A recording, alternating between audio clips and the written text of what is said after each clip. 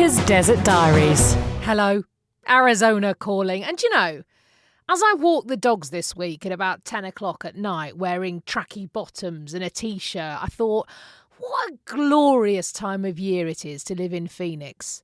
The days are still really sunny and plenty warm, as they would say around these parts.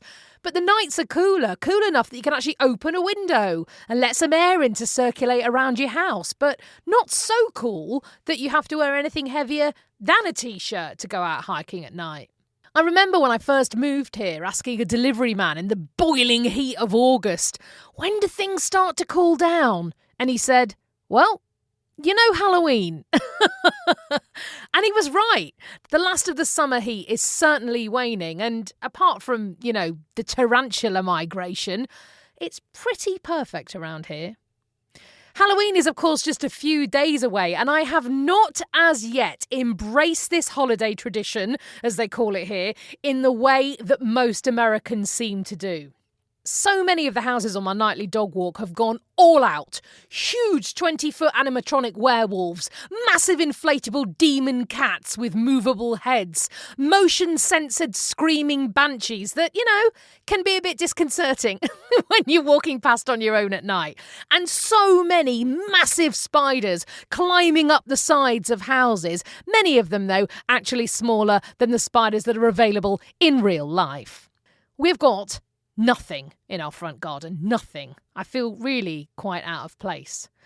The level to which so many Americans really embrace Halloween is also reflected in the clothes that they wear. Available in pretty much every clothing shop and supermarket from around August are Halloween-themed t-shirts and accessories, which people wear everywhere. I've been in business meetings where people have worn unicorn headdresses and t-shirts that say things like "Boo" or "Happy Halloween" or "Seriously Spooky" and such taglines as "Witches be sippin'" with a picture of a cocktail glass, or "Don't make me flip my witch switch," or, you get the gist. There are so many. I don't think I'd ever seen anyone wear a Halloween t-shirt until I moved here, let alone someone carrying a handbag in the shape of a book with spells written across the front, or a handbag in the shape of a carved pumpkin. Halloween really is on a whole other level here. We visited the Spirit of Halloween shop in the week to get the small one the creepy clown costume that she was after. The teenagers dressing up as one of Sgt. Pepper's Lonely Hearts Club Band because, well, the Beatles. But I was amazed at how packed this aircraft hangar-sized shop was, with people hurriedly buying 15-foot-high polystyrene gravestones, saying things like "Rest in pieces" to put outside their front door. Genuinely, so much love for Halloween. At the weekend, we got into the spirit, see what I did there, and visited a Halloween festival at a place called Schneff Farm in nearby Queen Creek. Now, Schneff Farm is a huge, hundreds of acres, huge, farm, which grows various crops throughout the year, which you can go and do a pick-your-own-styly day out. It also stages concerts. I saw that Kevin Costner is appearing with his band soon. Yes, that Kevin Costner. Who knew? Maybe you, but not me. And a couple of times a year, Schneff Farm has a massive themed event. And we went along to the Pumpkin and Chili Party. Now, you could indeed go and pick your own pumpkins and get a generous serving of chili, meat or veggie with cornbread, which still confuses me a little bit. Cornbread. And a whole host of hay rides and fairground rides and corn mazes, pig races. Yes, pig races. Petting zoos, food trucks, and just loads more stuff to enjoy. It was a celebration of all things autumn and Halloween. It was great. It runs for several weeks every year, and thousands of people attend. It is a big event in the Phoenix calendar for sure. So, incidents of note at said festival for our family. Number 1, the corn maze. Now, I've never experienced a corn maze before. I think I've probably done the hedge maze at Hampton Court, which is, of course, very manicured and neat, and maybe I've done a maze of mirrors at a fairground sometime somewhere. But a corn maze? Well, it is a whole other experience. It's daft to say, but corn's really tall. It's also very dense and very easy to get lost in. Isn't this how most horror movies start? My friend Will said, as we merrily bounded into the corn, 3 adults, 2 children. Ha ha ha ha, I said, until suddenly there was just 1 adult. Me. And no children. And, 10 acres is quite a lot of corn to be meandering around in on your own as the sun goes down. I did make it out after some time, and then another quite long period of time was taken to extract 2 children who were delighting in the fact that we hadn't known where they were for longer than felt comfortable.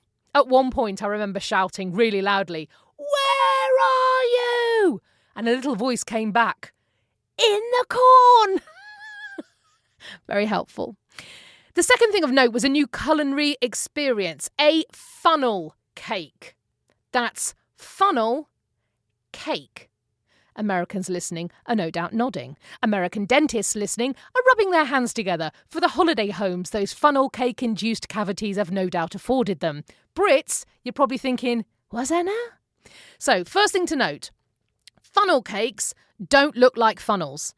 Imagine a plate full of donut worms. And you're kind of getting there because funnel cakes are essentially long wiggly strings of donut batter poured through a funnel, now you get it, into boiling oil to create these long donutty worms that then all sort of bundle together. They're then piled on a plate. You top it with cream and chocolate sauce and maybe a bit of strawberry to try and distract you from the fact you're about to eat a full-on diabetic nightmare. It is bloody delicious. Oh, thank you, funnel cake. Funnel cakes were actually brought to the US by Dutch immigrants who arrived in Pennsylvania in the 1870s. They brought with them a traditional dish called drek de koetje.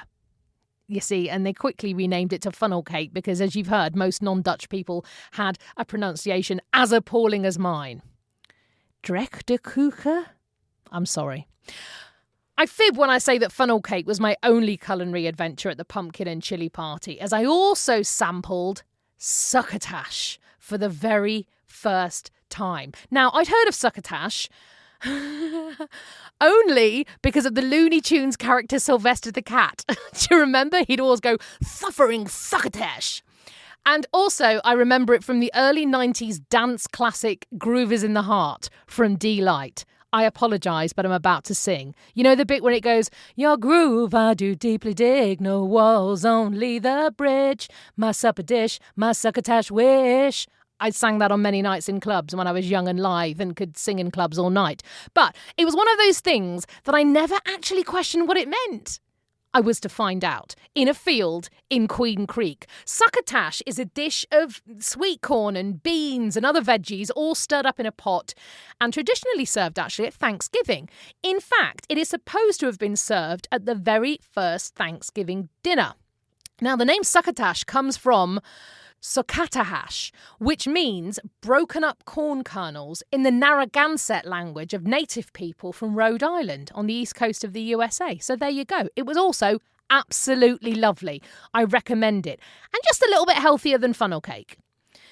The third thing to note from the Halloween festival was a walk through the haunted bus. "Don't scream or they'll find you," said the terrifying zombie host of the ride as she ushered us through the curtain into the pitch-black interior. "And they can smell your fear."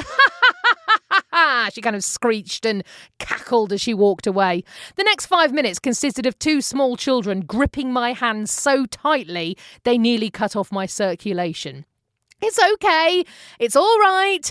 It's just a fairground ride," I said to the 2 clinging 10-year-olds as I pushed my way through spiders' webs as banshees leapt out of the shadows to scream at us. "It's all right. It's all right. It's nearly over," I kept saying as I edged my way towards the door. "Look, I can see sunlight now. It's okay."